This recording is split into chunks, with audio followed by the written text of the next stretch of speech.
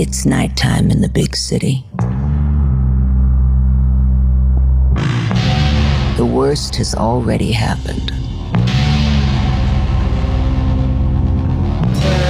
The well-dressed couple lean on the balcony. They laugh as they sip martinis.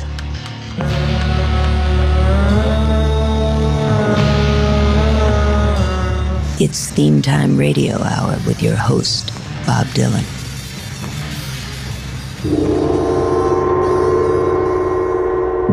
Welcome once again to Theme Time Radio Hour. Let me ask you a few questions, friends. Are you disinterested in work or family life? Do you suffer from sleep disruption? Have you had significant changes in appetite? Have you had paranoid thoughts? Thoughts of grandeur or invincibility? Any feelings of persistent anxiety or perhaps panic attacks? Are you hearing voices or seeing people who are not there? Do you have thoughts of dying? Do you exhibit strong or violent anger? Do you have the inability to pursue a normal life, normal activities, or normal relationships? Well, I'm no doctor, but perhaps you're mad as a hatter, crazy as a loon. Have you lost your marbles? Are you bats in the belfry? Maybe you're nutty as a fruitcake, crazy as a coot, taxed in the head, bunkers, bananas, deranged. Are you crackers or daffy, unhinged or local, not all there or all around the bend? Maybe you're cuckoo or buggy, or simply non-compos mentis. Do you talk to yourself? Do you ever binge out on food? Do you swing suddenly from one mood to another?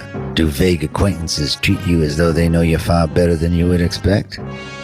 Allen Ginsberg once said that he had seen the best minds of his generation destroyed by madness. Well, for the next hour, we'll be providing a soundtrack. We're going to look at madness, insanity, and craziness. And if craziness was a continent, this would be the national anthem. It's Patsy Cline and a little number written by Willie Nelson, Crazy.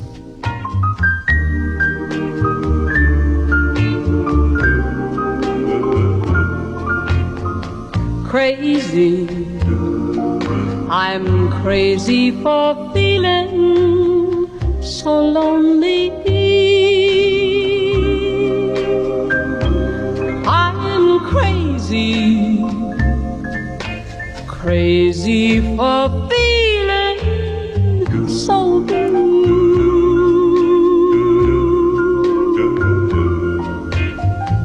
I knew you'd love me as long as you wanted, and then someday you'd leave me for somebody new.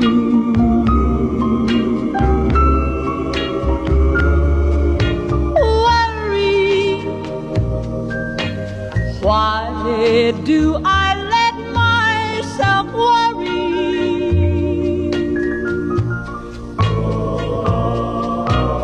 Wondering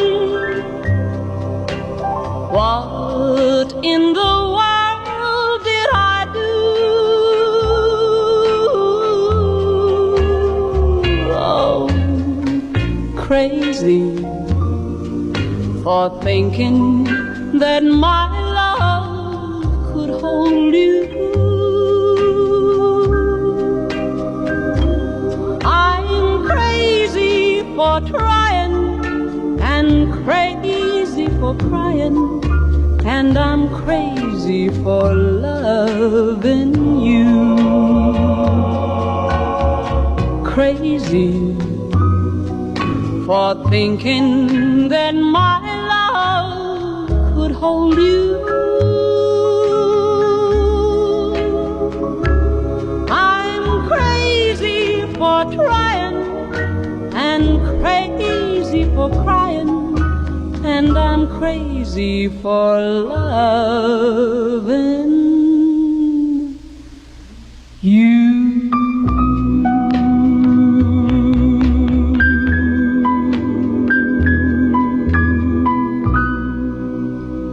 That was Patsy Cline.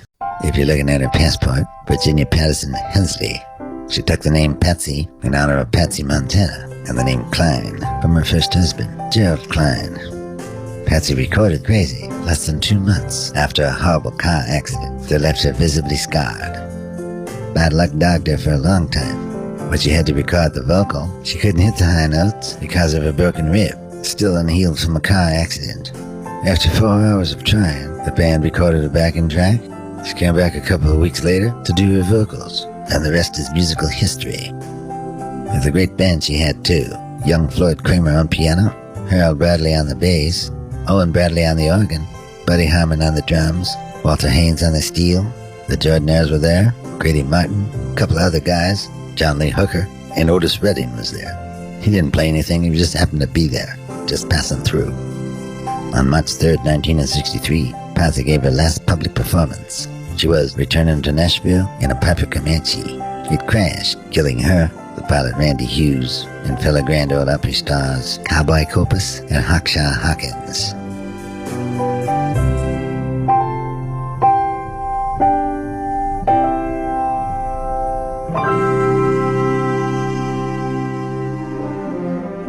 Aristotle quoted Plato, "No excellent mind is without a tincture of madness." There's a thin line between genius and madness, and it turns out that's scientifically true. Scientists now say that one particular gene, known as DAR-PP32, links genius and madness. 3/4 of schizophrenic people have a version of this gene, and it's also responsible for helping the prefrontal cortex coordinate with another portion of the brain, the striatum. Aristotle knew what he was talking about, at least when he quoted Plato.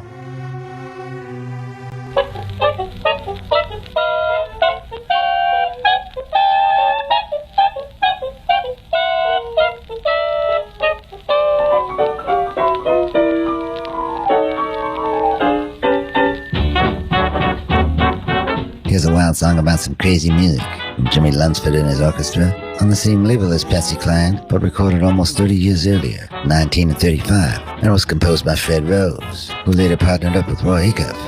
See, the connection between jazz and country music has always been there. The song was arranged by Cy Oliver, and it's called "I'm Nuts About Screwy Music."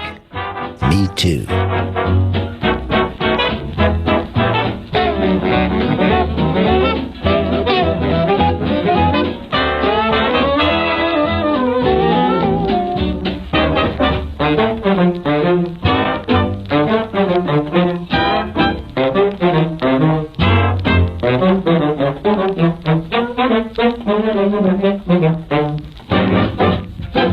At the state asylum on the second floor, I talked with a patient, room 234. I said, "You don't look crazy, can't see why you're here." He sorta looked at me and smiled and whispered in my ear, "I'm nuts about screwy music. I'm screwy about nutty rhythm. I'm dilly over all silly melodies, crazy as a loon can be. I'm daffy about goofy tempo. I'm goofy about daffy changes. I'm dippy over all dizzy harmony written in a minor key. I love to hear sounds that are queer. I'm eccentric, they say. There's a boot in a flute or a mellow moaning cello. I'm nuts about screwy music. I'm screwy about nutty rhythm. I'm dilly over all silly melodies, crazy as a loon can be."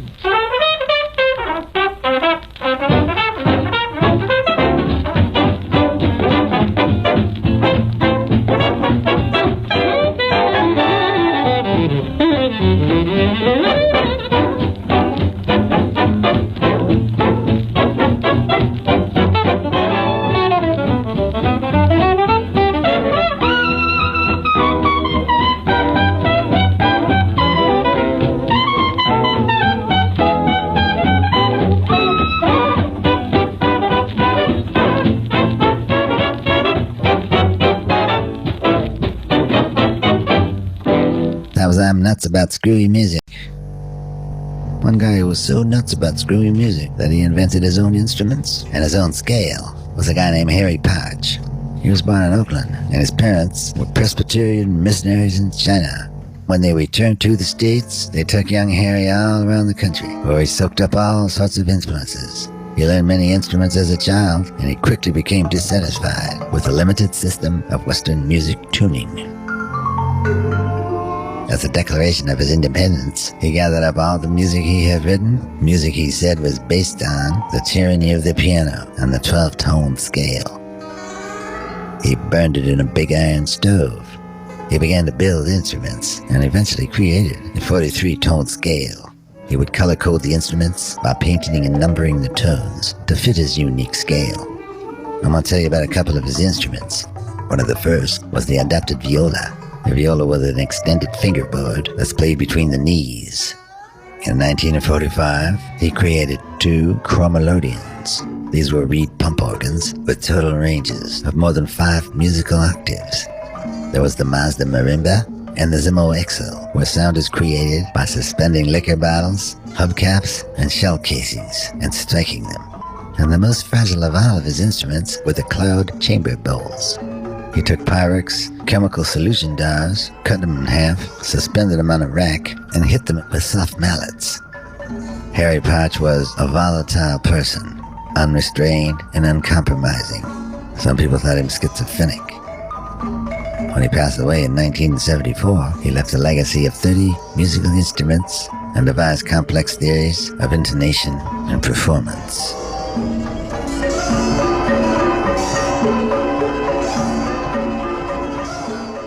Eddie Cochran was born in Minnesota, but he migrated to Southern California in about 1950.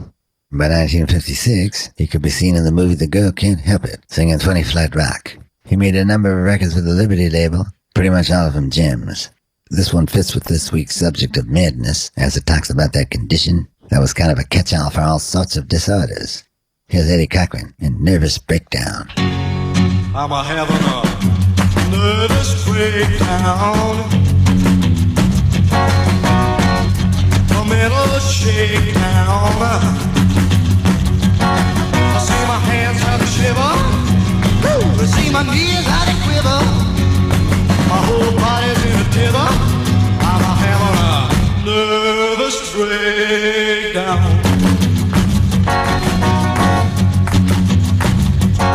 Oh, well, I went to see a doctor just the other day. Now I'm about to tell you what the man had to say. Well, he says, Eddie boy, you just gotta slow down. You can't keep a traipsing all over town. After giving you a physical check, I come to the conclusion you're a total wreck. I'm having a nervous breakdown, a mental shakedown. I see my hands how to shiver, I see my knees how to quiver, my whole body's in a tither. I'm having a nervous breakdown.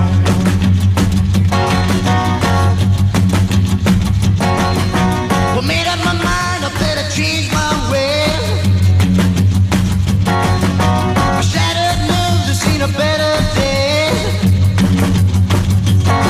Well, no more girls for a week or two.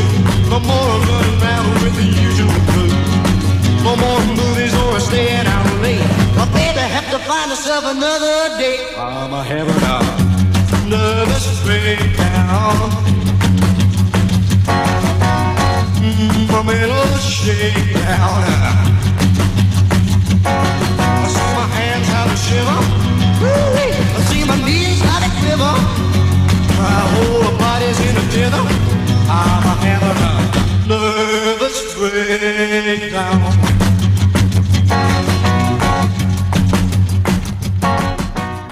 That was Eddie Cochran, Nervous Breakdown.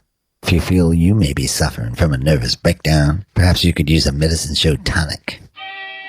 They originated in England, and one of the earliest ones was Richard Stoughton's Elixir, all the way back in 1712. They became more popular in the 1800s here in the States, where salesmen would travel with medicine shows, selling their tonics in between acts. Lydia E. Pinkham had her portrait on her vegetable compound. It was first marketed in 1875. And she became one of the most recognized women in America. There were the Kilmer brothers, Andrew and Jonas, grandfathers to Val. They moved to Binghamton, New York in 1879 and started selling their swamp root kidney and liver medicine. There was old Dr. Kaufman's great sulfur bitters, and a lot of these were a good way to get around the temperance laws. They had a high alcohol content, but they were sold for medicinal use only. Perhaps the most famous one is the one whose name has become synonymous with phony medical quackery. It was started by a cowboy by the name of Clark Stanley. He called himself the Rattlesnake King and sold snake oil liniment that was supposedly good for man and beast.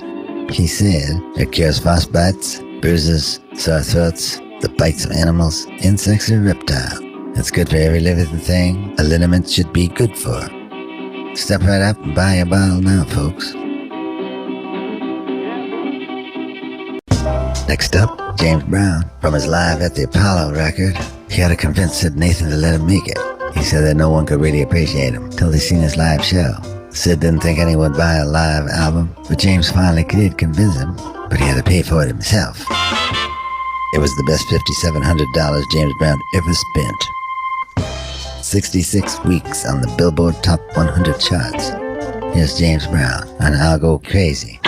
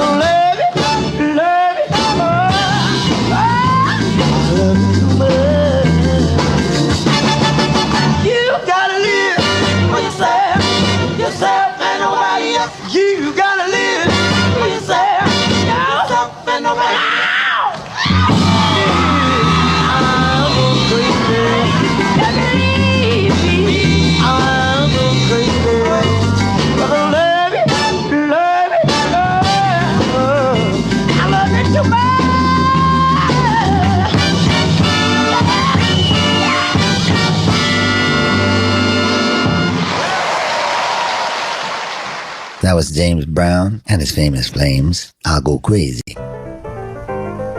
You know, celebrities who've had to go away for a while is not a new phenomenon. Ernest Hemingway, for example, was convinced that people were out to assassinate him. His wife, Mary, tricked him into a mental hospital by telling him it was to treat his high blood pressure. He got shock therapy and maybe a dozen other treatments. It didn't help. It left him more paranoid, delusional, and depressed. He was afraid that his wife was going to put him away again, which many people believe is what led him to take his own life with his shotgun in July of '61. Charlie Mingus spent some time away, though he later claimed that he'd only gone in to get papers declaring himself incompetent to get out of a contract with Joey Gallo. Whatever the reason, he spent some time in Bellevue and was diagnosed as a paranoid schizophrenic. You probably all know the stories of Rocky Erickson and Sid Barrett, but you might not know the stories of Bud Powell and Charlie Parker. Both are great jazz musicians, and both were troubled by demons. Bud Powell had over 40 treatments of shock therapy, and his piano playing never recovered from him. Charlie Parker was a long-time junkie, and on July 29th, 1946, he fell asleep while smoking and set his hotel bed on fire. He wandered through the hotel lobby wearing nothing but socks. He was arrested by the LAPD for indecent exposure, resisting arrest, and arson. He was eventually transferred to Camarillo State Hospital to take a so-called rest cure. It was there that he wrote the song, Relaxing at Camarillo, which we're enjoying right now.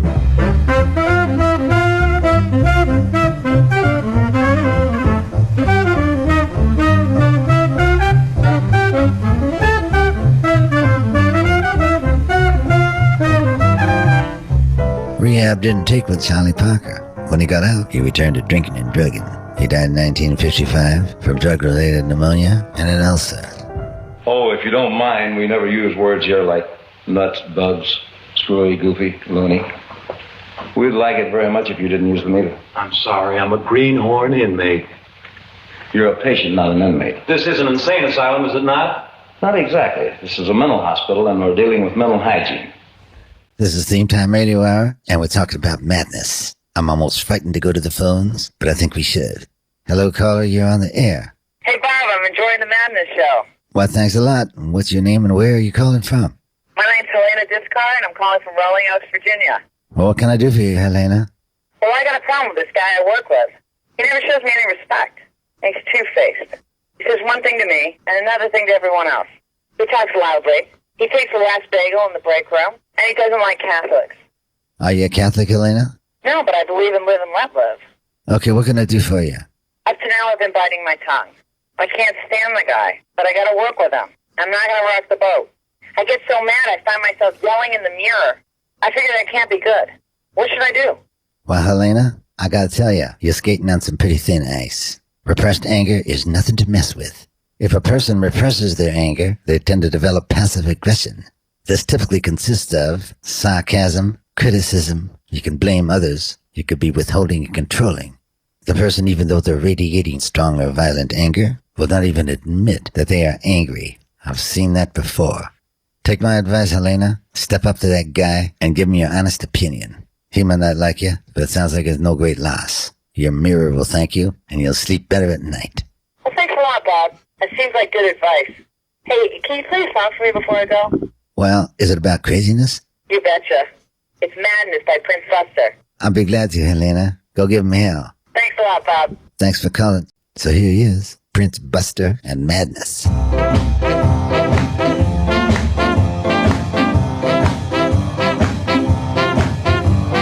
Madness, madness, they call it madness. Madness, madness, they call it madness.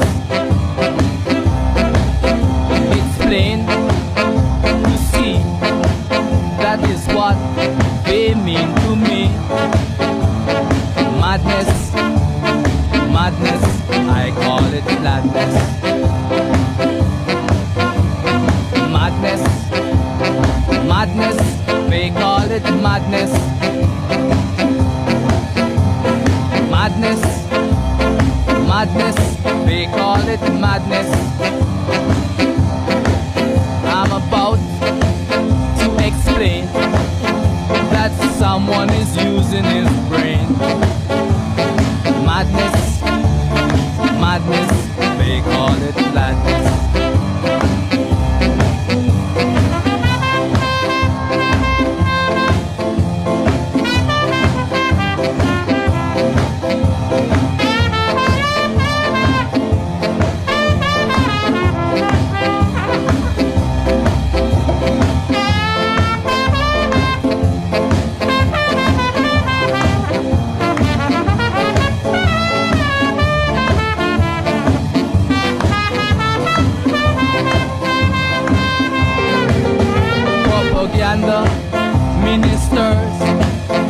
Propaganda ministers, I've got a aim in view.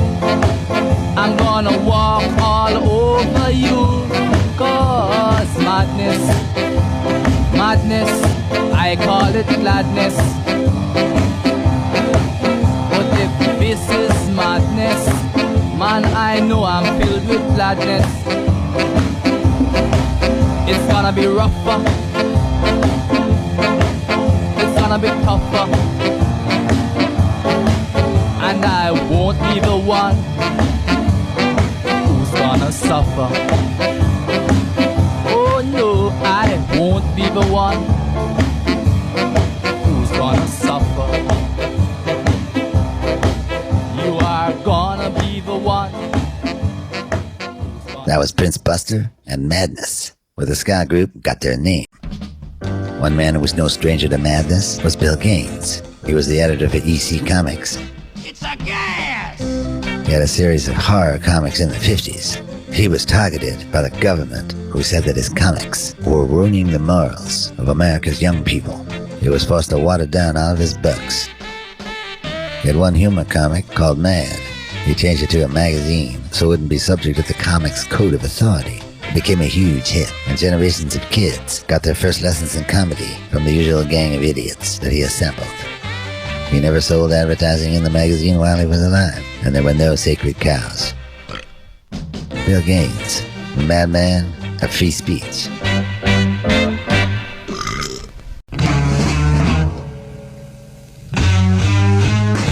This is Theme Time Radio Hour, and we're talking about crazy people. People in mood swings sometimes suffer from bipolar disorder. In bipolar disorder, each mood swing is called an episode. There are four main ones. There's depression, there's mania, that's the upside, where you think you can do anything. There's hypomania, and that's a milder form of mania. And the fourth one is mixed mood. That's when you go back and forth between mania and depression, sometimes even in the same day. It's when those two emotions meet each other head on, where you have problems. It's like the weather, where a hot front meets a cold front, you're gonna get a thunderstorm. So when mania meets depression, you're bound to get some emotional thunder. It's not unusual, and only needs to be treated in extreme cases. They used to call that manic depression, but I can't imagine Jimi Hendrix writing a song called Bipolar Disorder. Peggy Lee was spotted in the Chicago nightclub by Benny Goodman. He hired her. Then 2 years later, she left the band and went off with Benny King. That didn't work out, so she took up with Benny Goodman's guitarist, Dave Barber. Some of her best records were made with Dave's quartet, and this is one of them. Recorded in the late 40s for Capitol Records, a song written by Walter Donaldson, You're Driving Me Crazy. You're driving me crazy. What did I do? What did I do? My tears for you make everything hazy, clouding the skies of blue. How true were the friends who were near me to cheer me, believe me, they knew. But you were the kind who would hurt me, desert me when I needed you. Oh, you're driving me crazy. What did I do to you?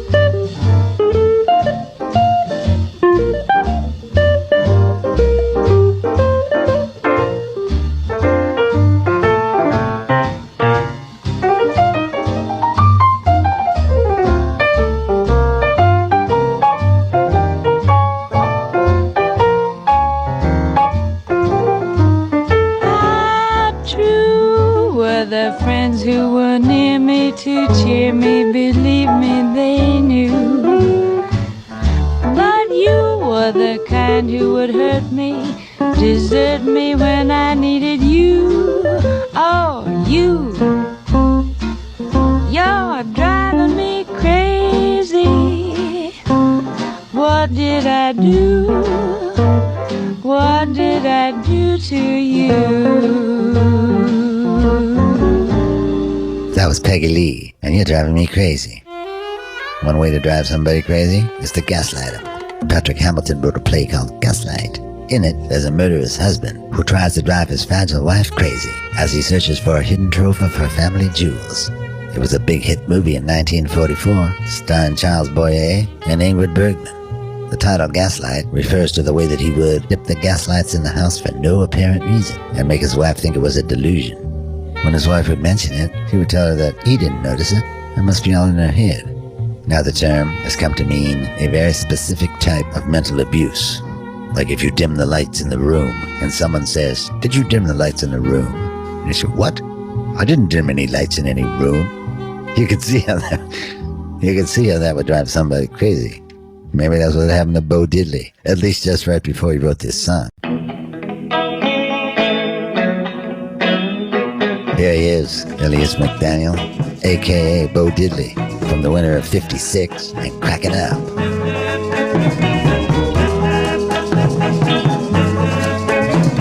You're always hollering about where I've been. You're always screaming about the money I spend. What's bugging you? Yeah, you're cracking up. I do your laundry and your cooking too. What more woman can a man like me do?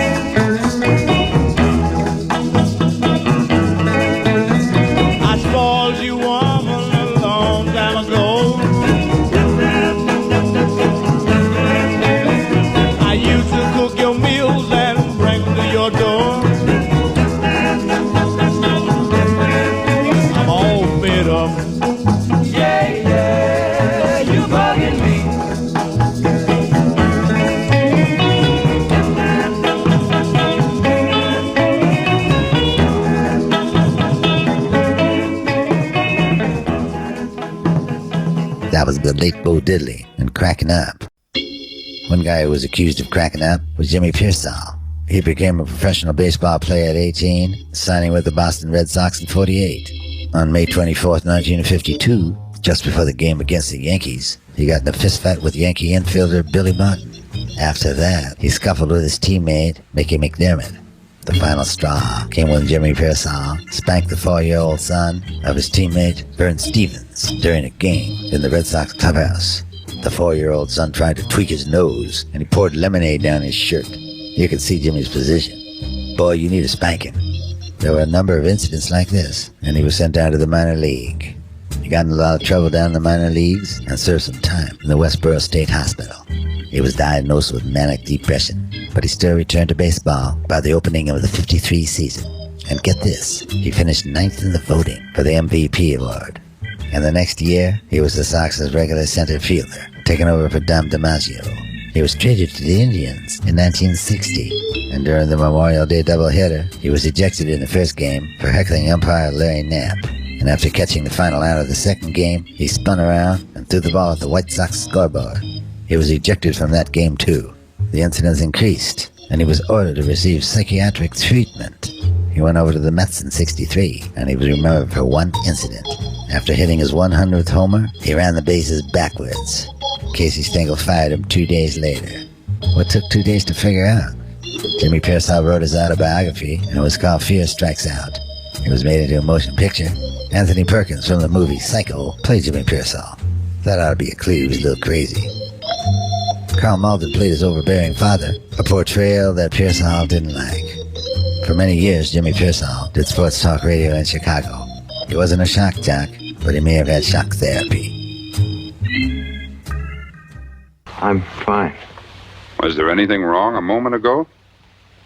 You're not holding anything back from me, are you, John? No, sir. Think another shock treatment might help? Not unless you strap me in a chair and throw the switch yourself all the way. I've learned my lesson, believe me. Few things go together as well as country and western music and crazy people.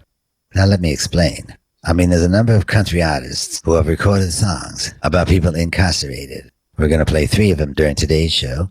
This first one was written by Aubrey Mayhew and the man who's singing it, Johnny Paycheck.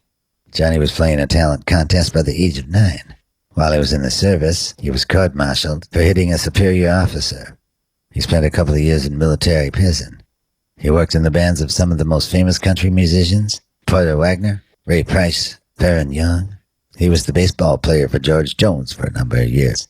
Bass player. I was still thinking about Jimmy Pearsall. In 1966, he hooked up with the aforementioned Aubrey Mohawk. Mayhew. They started Little Darling Records, and this is one of the records they released. Afterwards, the label bottomed out, and so did Johnny. He was drinking heavily and living on the streets of Los Angeles. 6 years later, he had a #1 song with Take This Job and Shove It.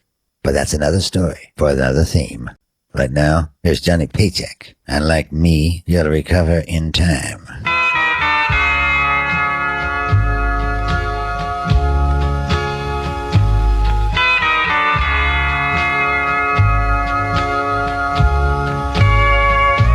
So the love you left me for didn't turn out so well, and I guess you know by now what it's like to live in hell. I heard they brought you here because you lost your mind. But like me, you recover in time.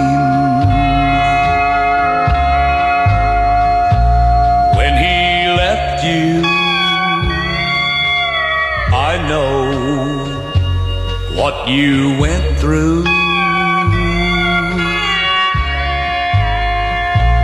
'Cause when you left me, I went through it too.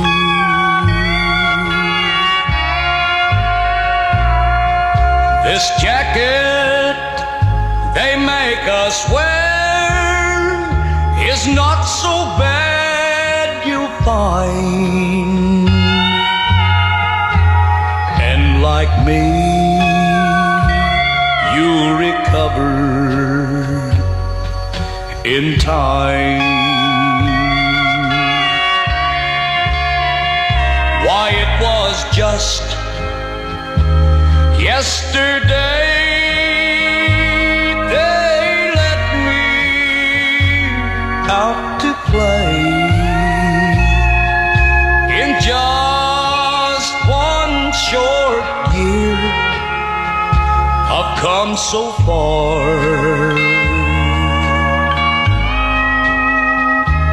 So remember what I say. You won't always be this way. You can be like me if you try real hard.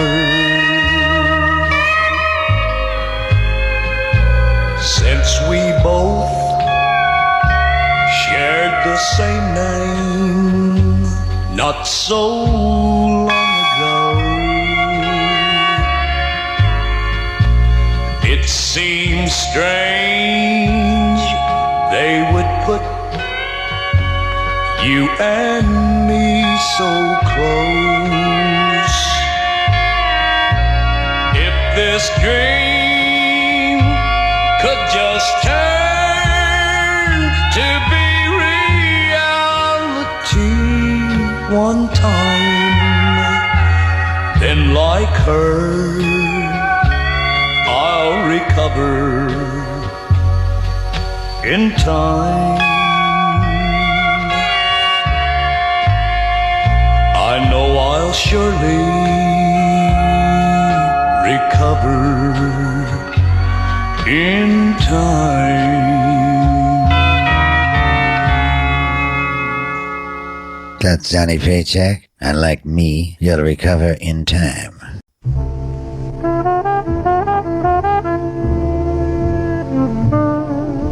We've talked about Annie Ross before, and we've actually played the instrumental that this next song is based on.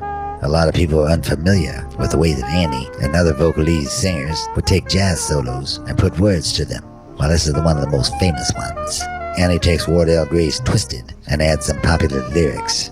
You've heard this song covered by both Bette Midler and Joni Mitchell, but here's the original from a number of years before she joined Dave Lambert and John Hendricks and Lambert, Hendricks, and Ross, who were kind of the Crosby, Stills, and Nash of jazz.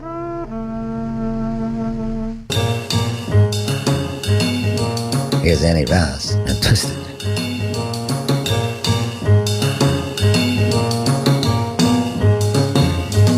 My analyst told me that I was right out of my head the way he described it.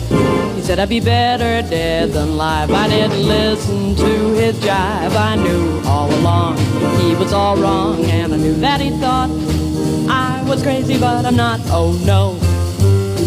My analyst told me that I was right out of my head. He said I need treatment, but I'm not that easily led. He said I was the type that was most inclined when out of his sight to be out of my mind. And he thought I was nuts. No more is our answer, but so no.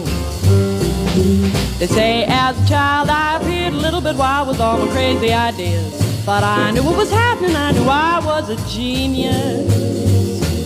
What's so strange if you know that you're a wizard at 3? I knew that this was meant for me. I heard little children were supposed to sleep tight. That's why I drank a fifth of vodka one night. My parents got frantic, didn't know what to do. But I saw some crazy scenes before I came to. Now do you think I was crazy? I may have been only 3, but I was swinging. They all after Day, Graham Bell. They all after Edison and also an Einstein. So why should I feel sorry if they just couldn't understand the reasoning and the logic that went on in my head? I had a brain, it was insane, so just let them laugh at me when I refused to ride on all those double-decker buses, all because there was no driver on the top.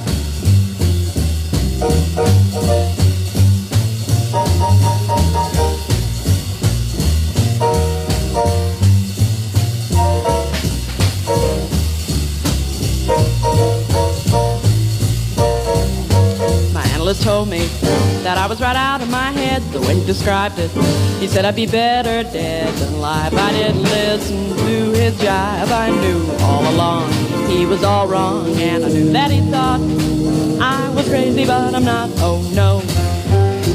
My analyst told me that I was right out of my head, but I said, dear doctor, I think that it's you instead, 'cause I have got a thing that's unique and new. It proves that I'll have the last laugh on you, 'cause instead of one head, I got 2, and you know 2 heads are better than 1.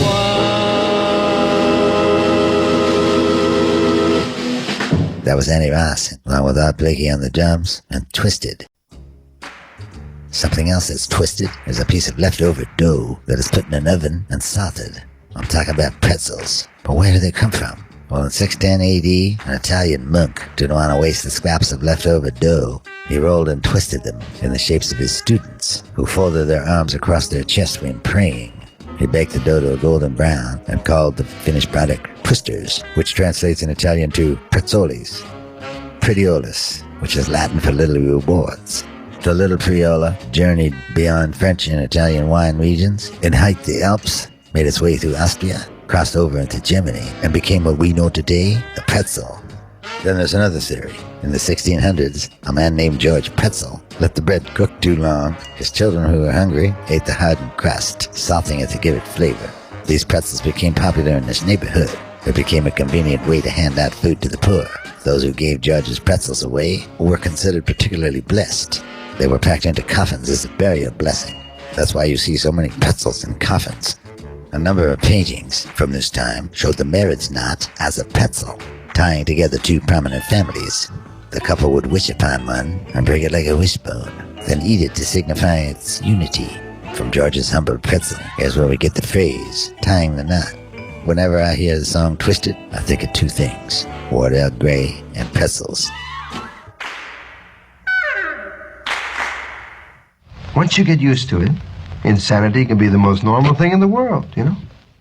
This is Theme Time Radio Hour. We're talking about insanity, lunacy, nuttiness, craziness, the insane, and pretzels. Here's a song about a guy going crazy, written by Doc Thomas and Mort Schumann. Andrew and Ken Tibbs make up half the Tibbs brothers on this record. The other two, performing harmony vocals, are Doc and Mort. Doc Thomas thought that Andrew Tibbs was one of the best blues singers he ever heard. Doc said Tibbs was small and thin and had an innocent and angelic face that was marred by a knife scar that ran down his entire cheek. Looked like a choir boy gone bad. The combination of good and evil in his looks and the bend and quiver in his voice drove the girls crazy. Here's Andrew, along with his brother Ken. Doc and Mort helping out, the Tibbs brothers. I'm going crazy. I'm going crazy. I'm losing my mind. Ain't slept a wink. Since you left me behind. Putting pepper in my coffee, sugar on my eggs. I'm going crazy. I'm going crazy. Pacing the floor. Off my shoes. Can't take it no more. Wearing slippers on my head, gloves on my feet. I'm going crazy.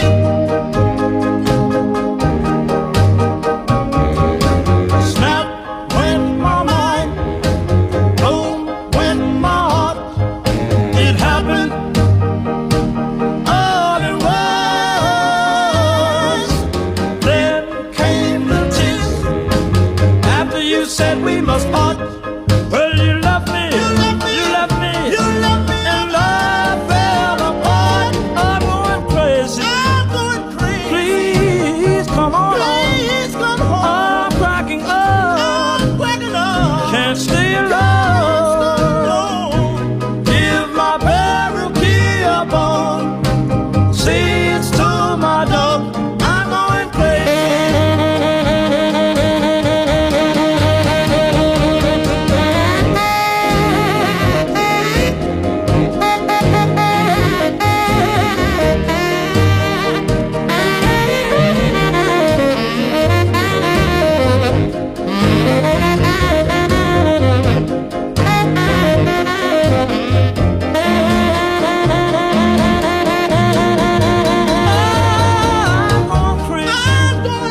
Please come on home.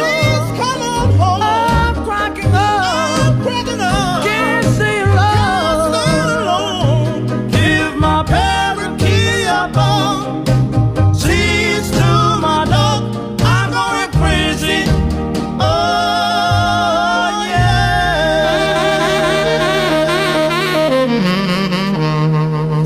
That was the Tibbs brothers. I'm going crazy. If you were listening last week, you heard us play The Mighty Sparrow. We've told you before how calypso is kind of like a musical commentary on the daily goings-on. This song is no exception. George P. Metesky terrorized New York City for 16 years during the 40s and 50s. He was known as the Mad Bomber. Here's The Mighty Sparrow, the Mad Bomber. You might have heard of the tragedy that took place in New York City. You might have heard of the tragedy that took place in New York City. Everybody was in a fright. They couldn't rest in peace whether day or night. Time bombs were set from place to place. You should be there to see cold sweat in people's face. Look here, look there, look everywhere by the papers and get the talk. This crazy madman really ain't care, putting bombs all over New York.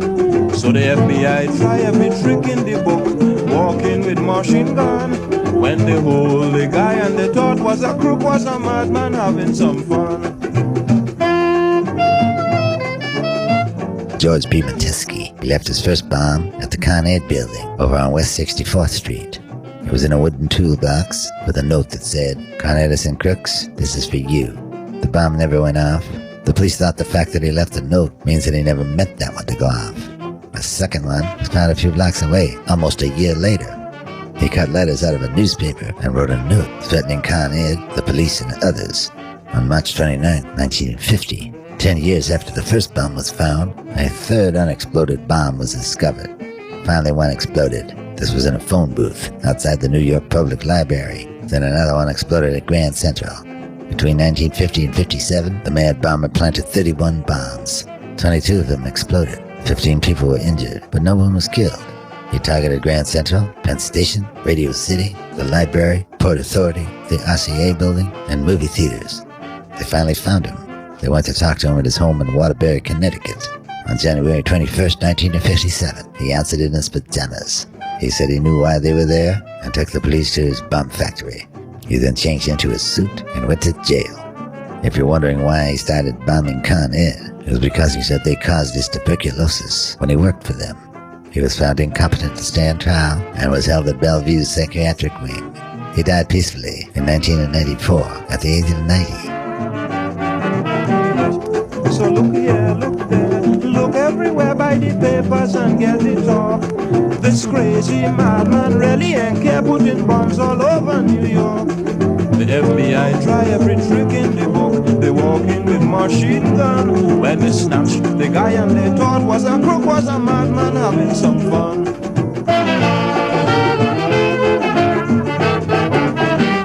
That was the Mighty Sparrow, the Mad Bomber. Here on Theme Time Radio Hour. Little Walter sings about being a crazy mixed-up kid in our next song, but he was 28 years old when he recorded it. Walter basically reinvented the harmonica. When he was growing up, he was obsessed with the Louis Jordan records and would practice playing Louis saxophone solos on his harmonica. He moved to Chicago in 1946, hooking up with Muddy Waters 2 years later. The two of them made musical history together. Sadly, Walter had a vicious temper and a thirst for liquor. He was involved in a street fight and died from its after effects. He was only 37 years old.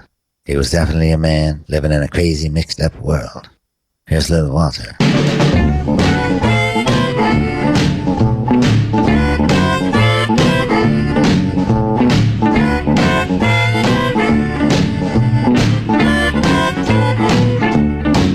Well, I'm a crazy mixed-up kid, and I love to dance like this. Well, I love to rock and roll because it satisfies my soul. Well, I love to jump and shout, and it really knocked me out. Give me music with a beat, it'll knock me off my feet. I don't care what you heard, this is a crazy mixed up world. Crazy mixed up world. Crazy mixed up world. Crazy mixed up world. I'm in a crazy mixed up world.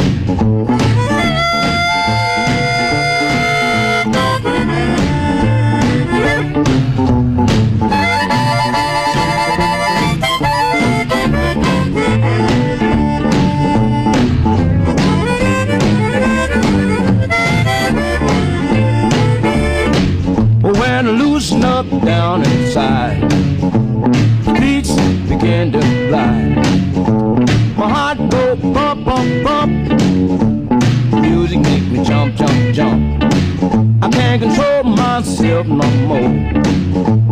Music got me on a go. Well, if I'm crazy, ain't you heard? I'm in a crazy mixed up world. Crazy mixed up world. Crazy mixed up world. That was Little Walter, Crazy Mixed Up World. One of the most famous asylums was St. Mary's in Bethlehem, also known as the Bethlehem Royal Hospital, or perhaps most famously by its nickname, Bedlam. It was founded in 1247 and began accepting mentally ill patients in 1403. There wasn't much treatment to speak of, mostly restrainment. The noise inside was deafening. The hospital quickly became infamous for its poor conditions. Cesspools were filled and overflowing. Patients were chained to the floor and the walls. People were given admission to the mental wing of the hospital. They were given long sticks to poke the patients. That's where the phrases, poke you in the eye with a stick, and I wouldn't touch you with a 10-foot pole come from. The nickname Bedlam became synonymous not only with madhouses in general, but with the state of madness itself. Fortunately, conditions became a little bit better by the time Dinah Washington sang this next song. About dressing in the latest style, walking down Broadway wearing nothing but a smile, seeing all kinds of little men, although they're never there, tried to push the A-train, put whiskey in my hair. I'm a girl you can't excuse. Last night I was 5 feet tall.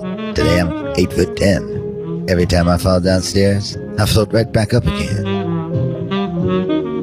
Dinah Washington, leaving her mind behind. Blow Top Blues. I've got bad news, baby, and you're the first to know. Yes, I've got bad news, baby, and you're the first to know. I discovered this morning that my top is about to go.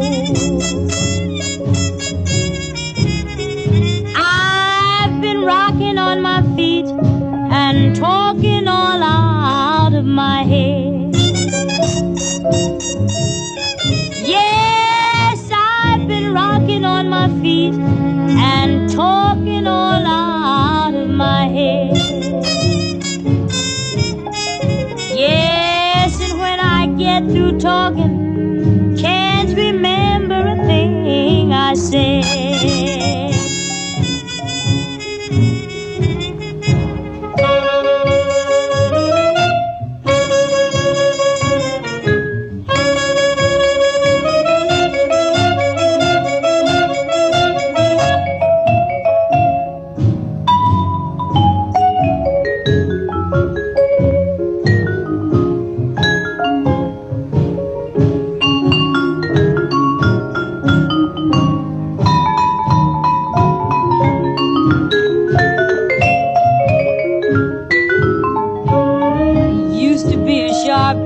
Always dressed in the latest styles. Now I'm walking down Broadway wearing nothing but a smile.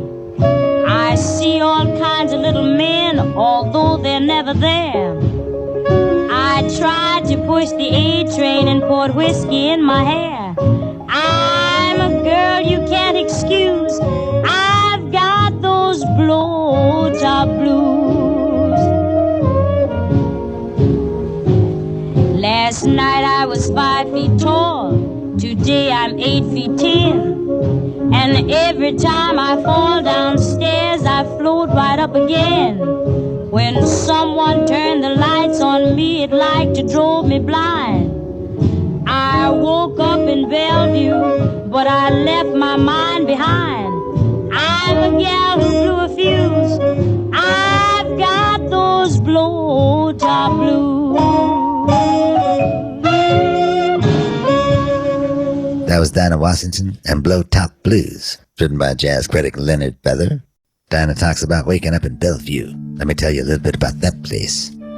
Originally, it was built to take care of the impoverished in 18th century New York. The building was ready for occupancy in 1736. Many medical achievements were pioneered at Bellevue. Among them, the first maternity ward, which was established in 1799. Bellevue had the first ambulance service that was linked to a hospital. They had the first children's clinic in 1878. They established a dedicated pavilion for the clinically insane. They were the first to open a pavilion for alcoholics. They were the first to treat tuberculosis. And in 1962, they had the first ICU. Every year, they treat over 27,000 patients. They also handle over 89,000 emergency service visits, as well as 300,000 outpatient visits. And of course, it was a favorite threat of Ralph Cramden's. I won't be gone long, killer. I call you killer, 'cause you slay me. And I'm calling Bellevue 'cause you're nuts! You know what? I'm looking at the clock, and we got too much madness and not enough time. I hope the powers that be won't get mad, but we're gonna run a little long this week.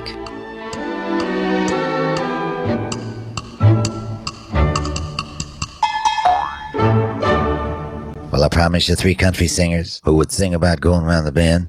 Well, here's another one. This was from 1971 on the RCA Victor label, and it's sung by the Thin Man from West Plains. Well, it never turned out to be a giant song, but it was an important song for Porter Wagner, who wrote it after a 1966 stay in a mental institution. Porter said, "My doctor felt like I needed to be there. I went off the beaten track for a bit. It didn't mean I had to be crazy to be admitted, just to make it that I didn't go crazy, get my mind leveled out, and I never had that problem again." He came out feeling better, and with a song. The Rubber Room of Porter Wagner.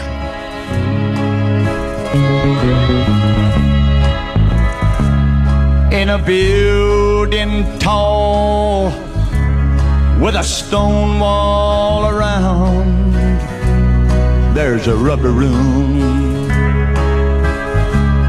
When a man sees things and hears sounds that's not there, he's headed for the rubber room.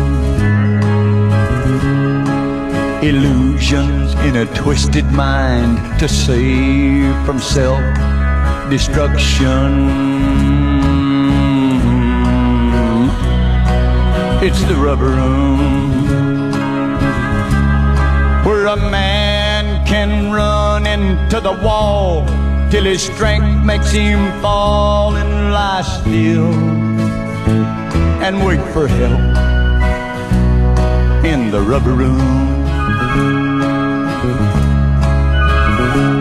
From his blurry vision of doom, a cycle in the rubber room. The man in the room right next to mine screams a woman's name, hits the wall in vain. He's in the rubber room. I hear footsteps pounding on the floor. God, I hope they don't stop at my door. I'm in the rubber room.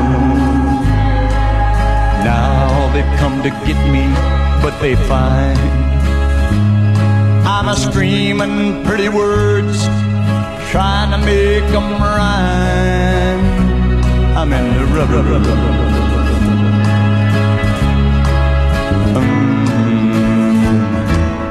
A psycho. I'm in the rubber room.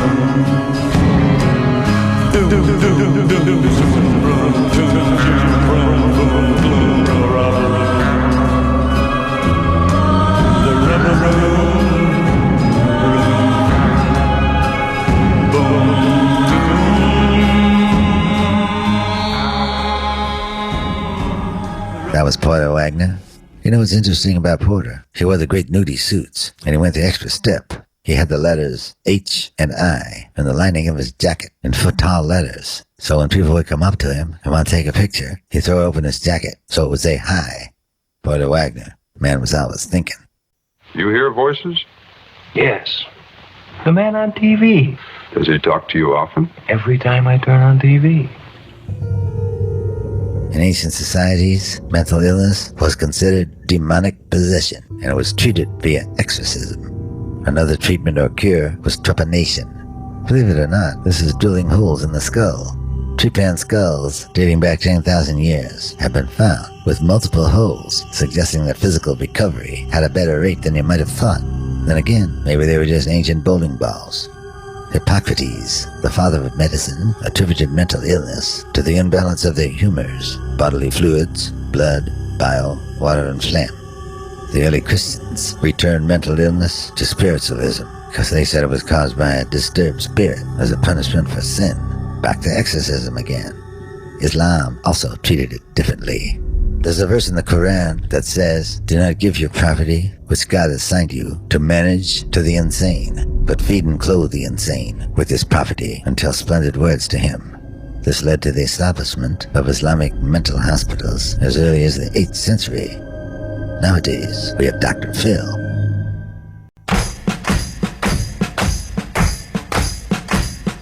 There was a famous song in the 60s. It's called They're Coming to Take Me Away, Ha Ha.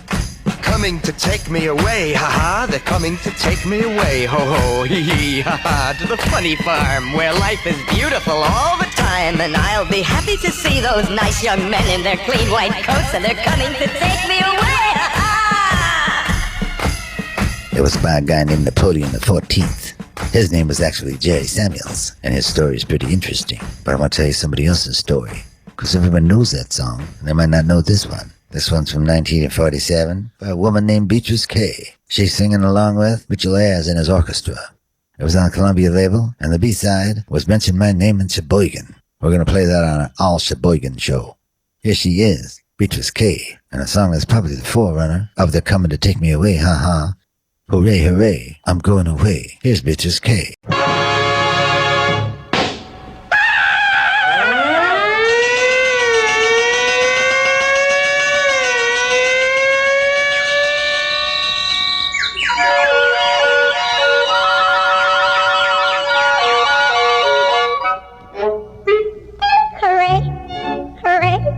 I'm going away with the man in the little white coat. I'm all dressed up like a Christmas packet, cozy and warm in a cute straight jacket. Hooray, hooray, I'm going away, and I'll bet you're wondering where. Well, I just heard from Napoleon B. He wants to have a little talk with me. Hooray, hooray, I'm going away with the man in the little white coat.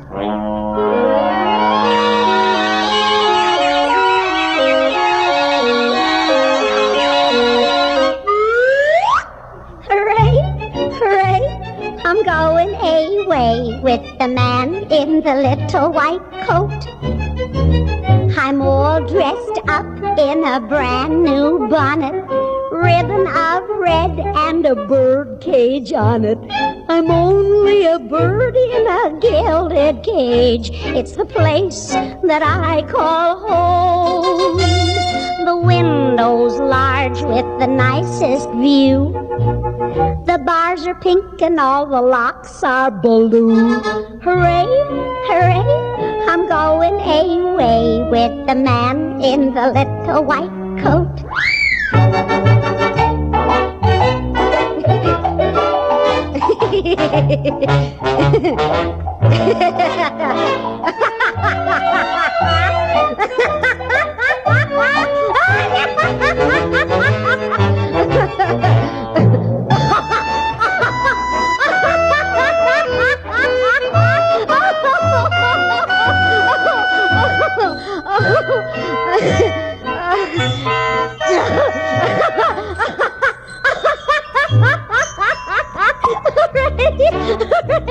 I'm going away with the little white coat in the man.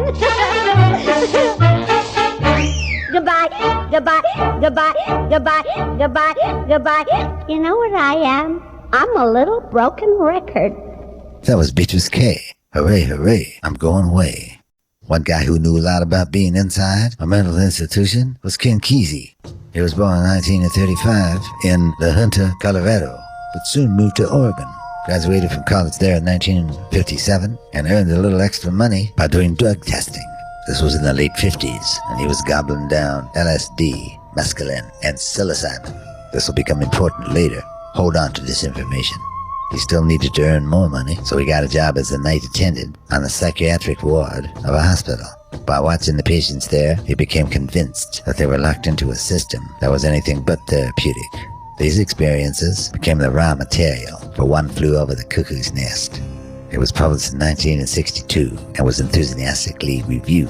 The stage and screen rights were acquired by Kirk Douglas. Kirk played the lead on Broadway, but the movie wouldn't come out for another 12 years. And by that time, Kirk's son was producing it, and the lead role went to Jack Nicholson, who tore up the screen. While Ken Kesey didn't sit still, though. He was working on another book, and took a bunch of friends of his, called them the Merry Pranksters, and put them on an International Harvester bus, painted in wild colors. It was wired for sound, and driven by Neil Cassidy, whom you might know as Dean Moriarty of Jack Kerouac's On the Road. They drove from La Honda, California to New York and back. Once they were back in California, they started the acid tests. These were parties with music, strobe lights, and Kool-Aid laced with LSD. I told you that information would be important. These were wild parties and the start of the psychedelic scene. As a matter of fact, the Grateful Dead were the house band. Well, this was before they were known as the Grateful Dead. Kesey kept writing and did many other things. He raised cattle and sheep, he grew blueberries, he even coached wrestling at several local schools. He finally succumbed to liver cancer on November 10th, 2001. Ken Kesey, psychedelic pioneer of the insane. Well, a man can't tamper with the mind and live in a mental hospital and subject himself to all kinds of tests and expect to come out of it sane. John is a catatonic schizophrenic. What a tragedy. Here's a wild record with a surprising person at the helm. Now I'm Napoleon at Waterloo. I think I'll cut some paper dolls for you. I'm a big tomcat chasing Mickey Mouse. It's fun to be living in the crazy house. Fun, fun, fun. Yes, it is now. Fun, fun, fun. I'm a-telling you, fun, fun, fun. Better believe me, fun to be living in the crazy house. Come on and chase me, I'm a butterfly. Where is the champ? I'll punch him in the eye. There's a horse on my neck. Oh no, it's a louse. It's fun to be living in the crazy house. Fun, fun, fun, yes. Fun, fun, fun. I ain't jiving you. Fun, fun, fun. Yes, now, fun to be living in the crazy house. I'm gonna swim on down to Chinatown and lock myself in jail. I'm gonna stick my nose up in the sky and rip my pants on a rusty nail. I see a monkey eating sauerkraut. There's Julius Caesar with his shirt tail out. I'm the king of Siam without a single doubt. It's fun to be living in the crazy house.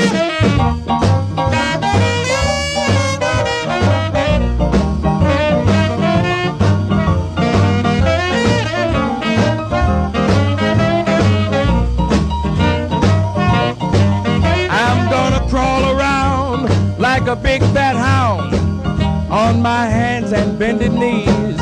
I'm gonna chase a flea up a tree, make noise like a rat eating Limburger cheese. Woo! I see a monkey eating sauerkraut. There's Julius Caesar with the shirt tail out. I'm the king of Siam without a single doubt. It's fun to be living in the crazy. You can have a ball in the crazy house.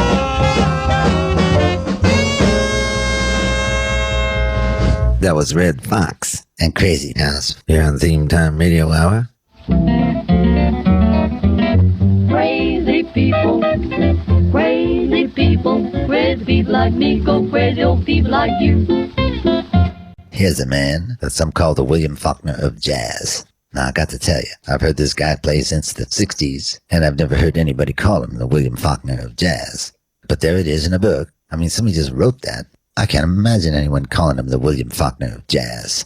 I mean, that'd be like calling Garnett Mims the Gabriel Garcia Marquez of soul music. It's just not done. I'm getting excited over nothing. Let me just play the record. By the way, I consider William Faulkner to be the Mose Allison of literature. Here they are, together again. Mose Allison and William Faulkner singing the Percy Mayfield song, Lost Mind. If you would be so kind to help me find my mind, I want to thank you in advance. Know this before you start, my soul's been torn apart.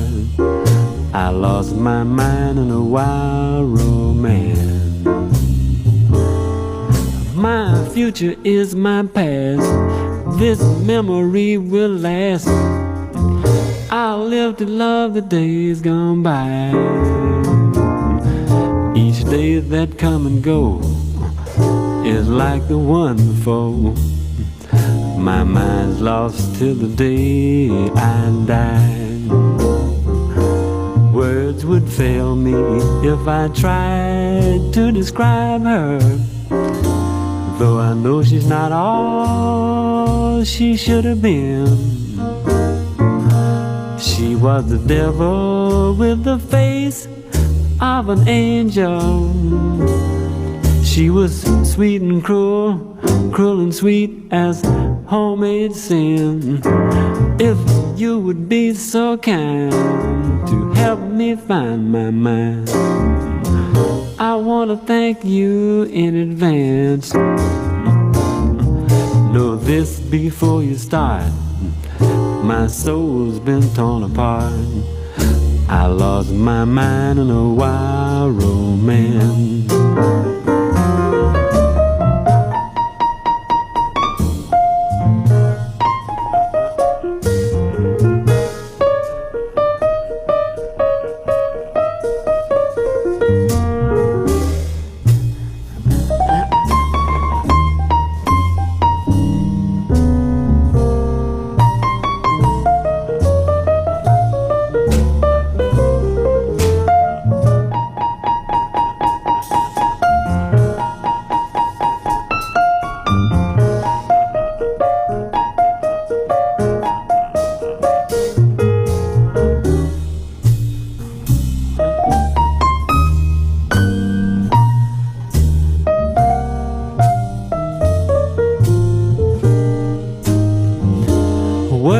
Would fail me if I tried to describe her, though I know she's not all she should have been.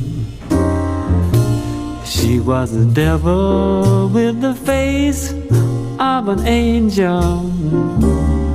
She was sweet and cruel, cruel and sweet as homemade sin.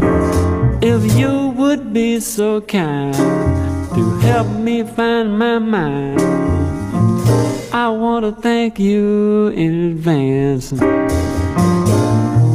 Know this before you start, my soul's been torn apart. I lost my mind in a wild romance. I lost my mind in a wild romance.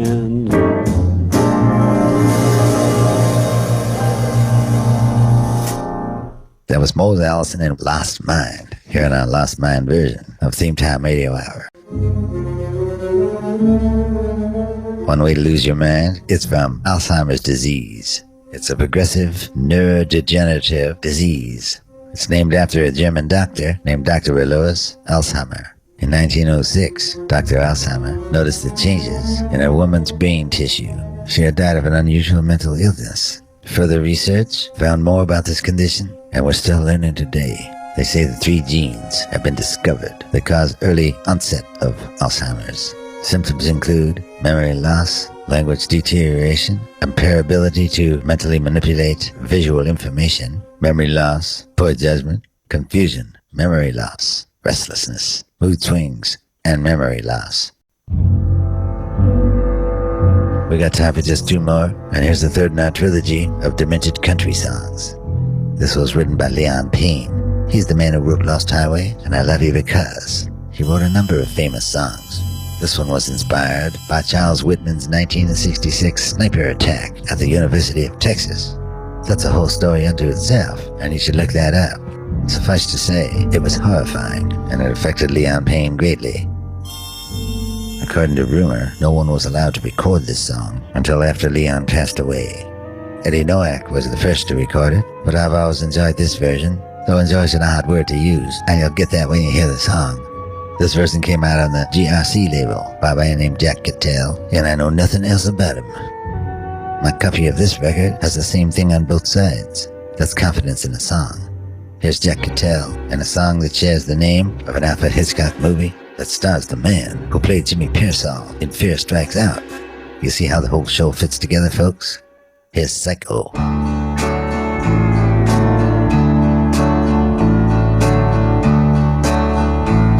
Can Mary fry some fish, Mama? I'm as hungry as can be. Oh Lordy, how I wish, Mama, that you could keep the baby quiet, 'cause my head is killing me. I saw my ex again last night, Mama. She was at the dance at Miller's store. She was with that Jackie White, Mama. I killed them both, and they're buried under Jenkins' sycamore. You think I'm psycho, don't you, Mama? Mama, pour me a cup. You think I'm psycho, don't you, Mama? You'd better let him lock me up. Don't hand me Johnny's pup, Mama, 'cause I might squeeze him too tight. I'm having crazy dreams again, Mama, so let me tell you about last night. I woke up in Johnny's room, Mama, standing right there by his bed, with my hands around his throat, Mama, wishing both of us were dead. You think I'm psycho, don't you, Mama? I just killed Johnny's pup. You think I'm psycho, don't you, Mama? You'd better let him lock me up. You know that little girl next door, Mama, I believe her name was Betty Clark. Oh, don't tell me that she's dead, Mama, 'cause I just saw her in the park. We were sitting on a bench, Mama, thinking up a game to play. Seems I was holding a wrench, Mama, and then my mind just walked away. You think I'm psycho, don't you, Mama? I didn't mean to break your cup. You think I'm psycho, don't you, Mama? Oh, Mama, why don't you get up?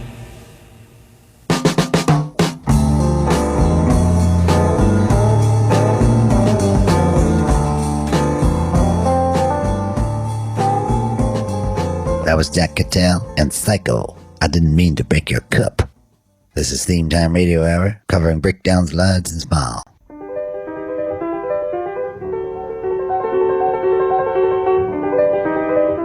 Frances Farmer was born in 1913 in Seattle, Washington. Her mother was named Lillian.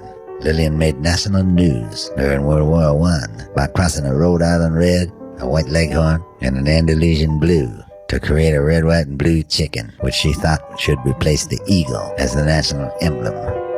When Frances was in West Seattle High School, she won a $100 prize from Scholastic magazine for an essay she wrote. That essay was called God Dies. The essay caused a national uproar. Frances was used as an example of what was wrong with America's youth. One Baptist minister said, "If the young people of this country are going to hell, Frances Farmer is surely leading them there." She remained controversial. In March of 1935, she won a trip to the Soviet Union by selling subscriptions for the Voice of Action, a leftist newspaper. She got a round-trip bus ticket to New York and passes by steamer to Moscow. Again, there was national outcry, but this time her mother even turned against her, claiming that she'd been corrupted by her school teachers. When she got back from Russia, there was no point in going back home, so she cashed in her return ticket to Seattle and stayed in New York. A few weeks later, Paramount Pictures gave her a studio contract. She made several movies and had a year-long marriage to Leif Erikson. That's the actor. She developed a reputation of being difficult, but she was a good actress, getting rave reviews on Broadway and Clifford Odets' Golden Boy. She returned to motion pictures, started drinking heavily, and became dependent on amphetamines. On the set of one of her movies, she slapped a studio hairdresser for making advances towards her and broke her jaw. She was arrested for assault. When she finally showed up in court, she had bloodshot eyes. She looked drunk and disheveled. She argued with the judge, and she got 180 days in jail. She had come in from the movie set, where she'd been playing a beat-up character who was drunk and disheveled. She wasn't allowed to call her lawyer, and she went wild. She knocked a policeman to the floor for also making advances, bruised another one for tearing off her blouse, and socked a matron, screaming as she was being carried out of the courtroom, "Have you ever had a broken heart?" She spent 1 day in jail and then was sent to the mental institution, where she would spend the next 7 years. She was diagnosed as being manic depressive, a split personality, schizophrenic with paranoid delusions. She received insulin shock. That's where they give you overdoses of insulin to introduce convulsions and coma, and the belief that that could jumpstart the brain into normal functioning. She received multiple shock therapy treatments, 2 or 3 of them a week, for 3 months. When she was released, she was lost, and soon after that she was arrested again, this time for vagrancy. Finally, in 1950, she was released. She got a job in a laundry before embarking on a brief comeback attempt, including a couple of appearances on The Ed Sullivan Show. She relocated to Indianapolis, where she would stay the rest of her life. Her behavior never totally stabilized. She was arrested twice more for drunk driving and finally passed away on August 1st, 1970.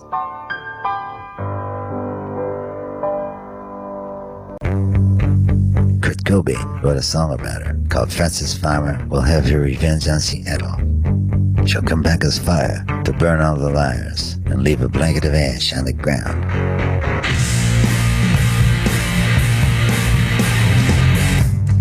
It's not relieving, know that you're leaving, soon as you get paid. It's not relaxing, hear that you're resting, never you guessing. It's all soothing, know that you sue me, soon as it sounds.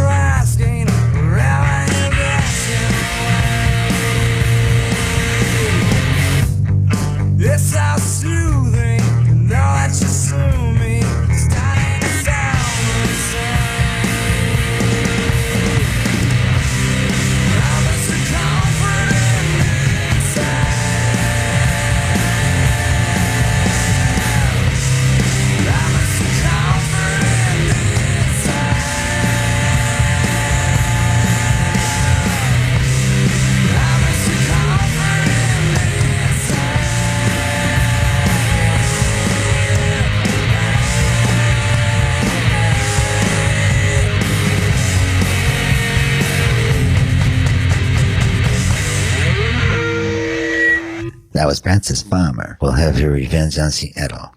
Farewell, Frances. Farewell, Kurt. Time flies when you're talking crazy, and we gotta get out of here.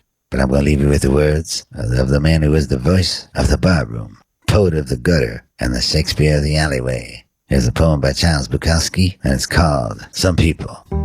Some people never go crazy. Me, sometimes I'll lie down behind the couch for 3 or 4 days. They'll find me there. It's cherub, they'll say, and they pour wine down my throat. Rub my chest, sprinkle me with oils. Then I'll rise with a roar, rant and rage, curse them and the universe. As I send them scattering over the lawn, I'll feel much better. Sit down to toast and eggs, hum a little tune, suddenly become as lovable as a pink, overfed whale. Some people never go crazy.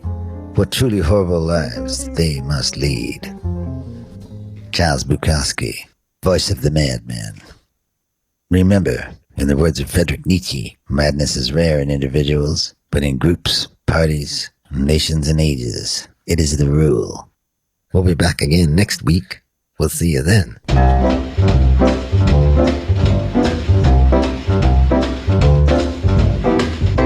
Thanks for listening to Theme Time Radio Hour with your host, Bob Dylan. Produced by Eddie Gorodetsky, and the associate producer is Anita Fitzgerald.